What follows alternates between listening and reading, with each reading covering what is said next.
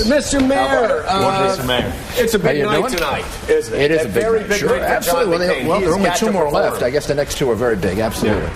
Yeah. What does McCain have to do? I think John, he's done so many town hall meetings. He's probably done more town hall meetings than any American politician. 1,000 maybe. I saw him do so many in New Hampshire and Iowa, and so I think he just has to be himself. I think that's the key to it. You were just talking about. Was he himself in the last one? Was he a little stiff? You never are yourself in a debate like that. I mean, that's it was a tough day. I mean, Joe Biden wasn't himself, really. I mean, nobody's really yourself. You've got to get so much in a second, in 30 seconds. Everything is divided into 30, 60, and 90-second thoughts. I remember when I did 11 or 12 of those debates. I don't remember, but we had everything on little cards. You're trying to get ideas like, what do we do about the Afghanistan-Pakistan border? 30 seconds for that. But you get 60 seconds for how are you going to solve Iraq.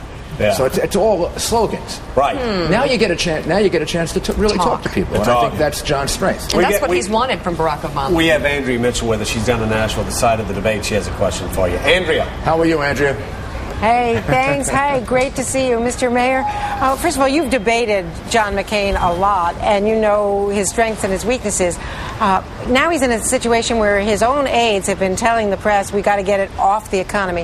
How do you get it off the economy? Isn't that the only issue? You can't get Doesn't he have to come up with answers on the economy? After yesterday and Friday, Friday was the bailout. Yesterday, of course, was the stock market like a roller coaster in Coney Island. I mean, it was I think. You know, from my point of view, he's very, very strong on the economy. He has the right answers on the economy. So get out there and be aggressive about it. He's for lower taxes for sure. No matter what Barack Obama says, he's going to raise taxes. He's done it all his life. Short time he's been in politics, he's been in favor of raising taxes over again. He's raising taxes on a certain sector. But he is raising taxes on a certain sector. But, Mr. Mayor, how easy would it be for John McCain to say, okay, Barack Obama, you call somebody making over $250,000 rich. You're talking about small businesses. Are you really going to tax small businesses? Look, Barack, all the lines are going down. Are you really going to tax small businesses when the economy's melting down? Why can't John McCain say that? All John has to say to him is either agree with me or don't. Are you for extending the Bush tax cuts? Obama is against extending the Bush tax cuts. That's a massive tax increase. Barack Obama will then say, for middle-class people. You're making over $250,000. John McCain never effectively tells people that also is small businesses, not small businessmen. Actually, Sarah Palin did it in the last She debate. did, but why is it McCain doing You've got to make it more. You've got to make it more effective. You've got to make it clearer. Just tell the truth. You've got to make it clearer. It means small businesses that employ people. So then they employ less people. Well, let's say it's a 2 or 3. What sector of the population is this, and what percentage? It's a very large percentage. When you start thinking about who's employed, it really? Okay, who's employed by rich people, right? Everybody else. Somehow you take their money, they employ less people. The economic engine of America. This is the American economy. Over the past quarter century, small businesses have fueled America's economic rise. It is that simple. And if you tax, again, and not to get too in the weeds, but small businesses can, they can pay their taxes as individuals. And so they make more than I think people understand that dynamic. I think people honestly understand that in a normal in a good, transparent, accountable capitalist society, that the policies that you speak of, that the innovations that we all benefit from come through. We're in a situation, though, as you just pointed out, where we're in these wild swings. Right. So I'm curious how you would advise somebody in the McCain camp to navigate the realities of the volatility. Because if I go with the same message, it's going to get lost because of what's going on. And you know that as well I think there's something that could be done right now by the President of the United States that would help. And I think John McCain can advocate this. And I think he will. And he's done it, but I think maybe you got to make it clearer. You got to reduce spending. Should do it right now as a sign of reform of the American economy. And it puts everybody together. If we're telling people, Main Street people, why not? John is talking about across-the-board tax cuts. I put a figure on it, 2.5%, 5%. I'd say that because it would strengthen the dollar to stay that. It'd be a great example to the rest of the American people. What we should be talking about is reining things in. Where would you do it? Mike Bloomberg's doing it right now.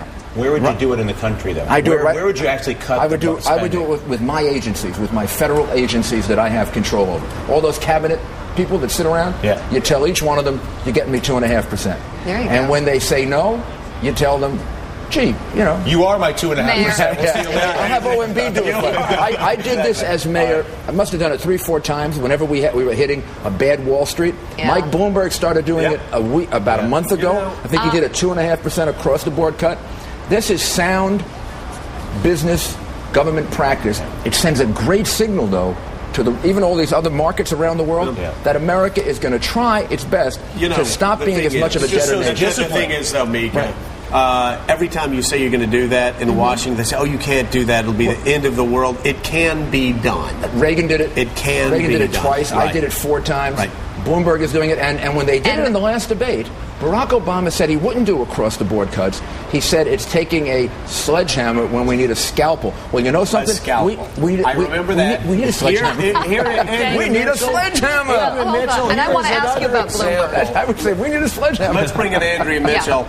I remember, and again, this goes, I think, to John McCain's ineffectiveness as a debater, Andrea Mitchell. I remember the last debate when Barack Obama said, we don't need a sledgehammer. We just need to take a scalpel to this problem.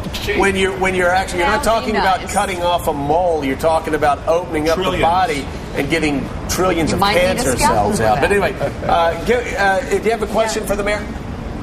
Well, I was just wondering, there were a lot of answers to that in that debate, but given everything that's happened in the markets in the last couple of days, and if you were running for president, would you be running this whole campaign about a former Chicago radical who knew Obama years ago in community organization? Would you be talking about all this stuff, which frankly seems like a distraction? To you, but not. I don't think the American people, Andrea. Of course I'd be talking about it. This is totally extraordinary. I'd even tie it up to the economy. That's the reason he believes in redistribution of wealth. That's why Barack Obama is the most left-wing member of the United States Senate. It's not by accident. 2007, the biggest, strongest liberal voting record, Barack Obama. Friend of Ayers for at least 3 years, maybe longer. Ayers tried to blow up the New York City Police Department. This is a guy I don't like very much.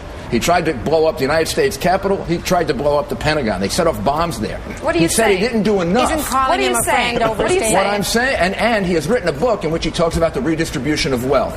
Catch Barack Obama's answer to money. Capital. I'm not going to reduce capital gains tax. I've got to increase capital gains tax. But you're going to get less money, Barack, if you increase capital gains tax. Oh, but it's only fair. That's redistribution of wealth. This guy, educated in the Saul Alinsky methods, good friend of Ayers, very close to right. This is a very left-wing, most left-wing candidate of the Democratic Party. Let me ask you a question. It's ideology. Mr. Mayor? It's ideology, Andrea.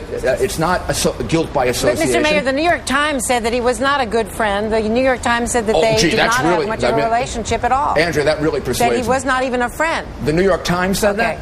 That really persuades me. I didn't say he was a friend. I said they did an investigation. What are you saying? What are you saying? What I'm saying is it shows that the man has had left-wing advisors all throughout his career. His pastor for 20 years was Reverend Wright. 20 years. He selected the church. He went to the church. He didn't know what Reverend Wright was saying. Just like one of his people said, he didn't know that Ayers set off bombs.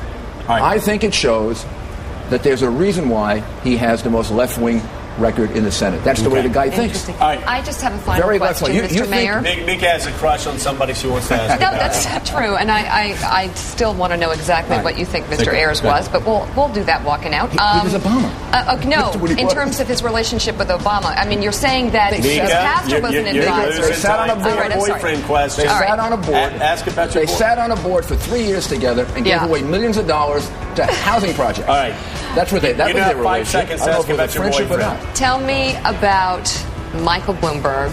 There are some who think he's pushing it, trying to go for a third term. I don't. But what do you think? You don't think he's going for a third term? I think there's some saying he's pushing the law. He shouldn't do it.